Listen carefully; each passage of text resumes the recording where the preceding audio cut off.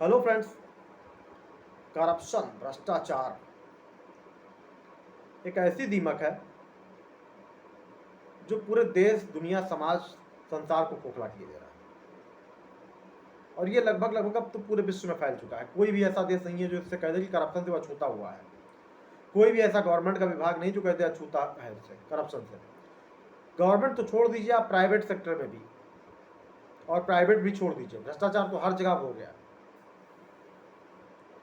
क्या समाज चाहता है, समाज की दशा दिशा क्या होगी, कुछ भी पता नहीं चल रहा है। तो आज मैं आपको बताने वाला हूँ कि भ्रष्ट वैसे कितने प्रकार के होते हैं। तो जो मेरा नजरिया है उस हिसाब से भ्रष्ट होते हैं 3 प्रकार के।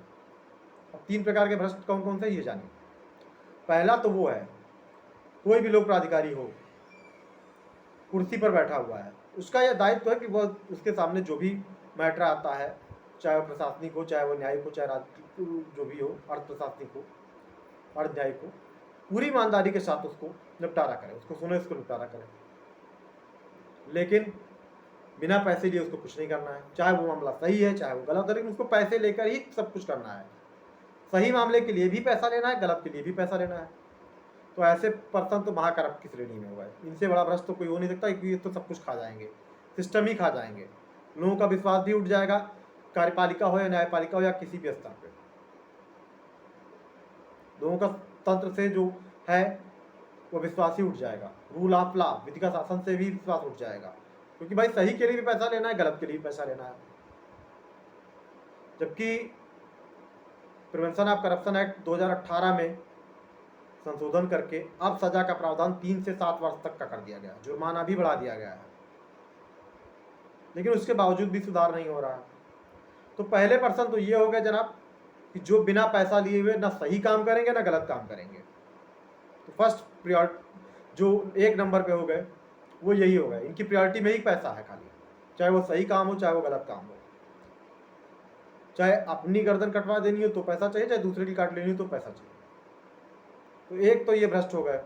अब दूसरे नंबर पे आते हैं। दूसरे पर वो हो गए भाई जो गलत काम के लिए ही पैसा लेते हैं। आप कोई गलत काम उनसे करवाना चाहते हैं तो उसको भाई जाहिर सी बात है कि आप गलत करवा रहे हैं तो वो भी अपनी नौकरी खतरे में डाल रहे हैं, तो वो तो बिना पैसा लिए नहीं करेंगे।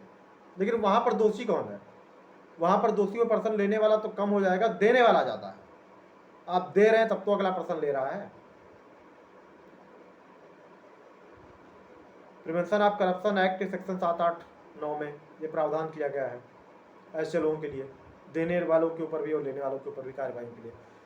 2018 के संशोधन के बाद प्रावधान भी कठोर हो गए हैं, लेकिन फिर भी रिश्वत तो रिश्वत, ब्रेब तो ब्रेब, रुकना नहीं है, लेना है। पता नहीं कितनी आवश्यकता लोगों की है। तो इस सिचुएशन में क्या है, दोनों लोग जो दे रहे हैं सबसे पहले तो वो गलत है, और जो ले रहे हैं भाई वो तो पूरी तरह से गलत है ही। क्यों गलत है? क्योंकि आपको पैसा मिल रहा है न्याय करने के लिए, आपको पैसा मिल रहा है व्यवस्था सुधारने के लिए, आपको पैसा मिल रहा है पब्लिक फंड से, आम व्यक्ति के जो खून पसीने की कमाई है उससे जो टैक्स जा रहा है उससे पैसा आपको मिल रहा है। आप क्या करते हैं? अपने व्यक्तिगत फायदे के लिए आम व्यक्ति के फेवर में, जाहिर सी बात है कि आप अगर पैसा लेके कुछ कर रहे हो तो आम व्यक्ति के फेवर में तो कुछ नहीं करेंगे। जो निर्णय कर रहे हो सकता है वो उससे लाखों लोगों को बहुत नुकसान हो जाए। तो ये हो गए सेकंड टाइप के करप्ट। अब थर्ड कौन है?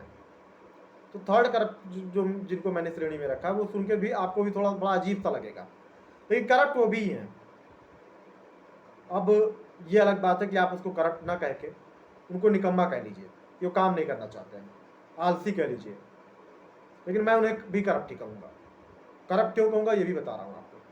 थर्ड पर्सन वो हैं जो गवर्नमेंट से वेतन आहरण कर रहे हैं, वेतन ले रहे हैं, पब्लिक फंड से वेतन ले रहे हैं, आम जनता के टैक्स के पैसे से वेतन ले रहे हैं, लेकिन काम नहीं करेंगे। कुर्सी पर बैठे हुए हैं, काम नहीं करना है उन्हें बिल्कुल भी। उन्होंने कसम खा ली कि ना तो मैं सही करूंगा, ना मैं गलत करूंगा, ना मैं पैसा लूंगा और ना मैं काम करूंगा। कोई बात नहीं, आप पैसा मत लीजिए, ठीक है, अच्छी बात है, ईमानदारी बहुत अच्छी चीज़ है, क्योंकि ईमानदार होना ही चाहिए। लेकिन आप काम नहीं करेंगे भाई, क्यों नहीं करेंगे? आपको जो वेतन मिल रहा है, जो सैलरी मिल रही है वो तो पब्लिक फंड से मिल रही है ना। तो आप करप्ट नहीं हो गए। आप पब्लिक का फंड ले रहे हैं, पब्लिक से पैसा, पब्लिक फंड से आपको सैलरी भुगतान हो रही है, तो आप क्या ईमानदार रह गए? आप भले ही रिश्वत कह रहे हैं कि मैंने रिश्वत नहीं लेता हूँ, लेकिन आप ईमानदार तो नहीं रहेगा ना, क्योंकि आपको काम करने के लिए पैसा दिया जा रहा है, ना कि आपको बैठ के कुर्सी पर मजे करने के लिए, अपना समय पास करने के लिए। अपनी की नौकरी कर रहा हूँ मैं, नौकरी आप काम करने के लिए कर रहे हैं, पैसा जो वेतन मिल रहा है आपको वो काम करने के लिए मिल रहा है, कुर्सी पर बैठने के लिए नहीं, साहबी दिखाने के लिए नहीं, लोगों को बताने के लिए नहीं कि मैं आई एम द बॉस, मैं यहाँ का प्रभारी हूँ, मैं यहाँ का सब कुछ सर्वेसर हूँ।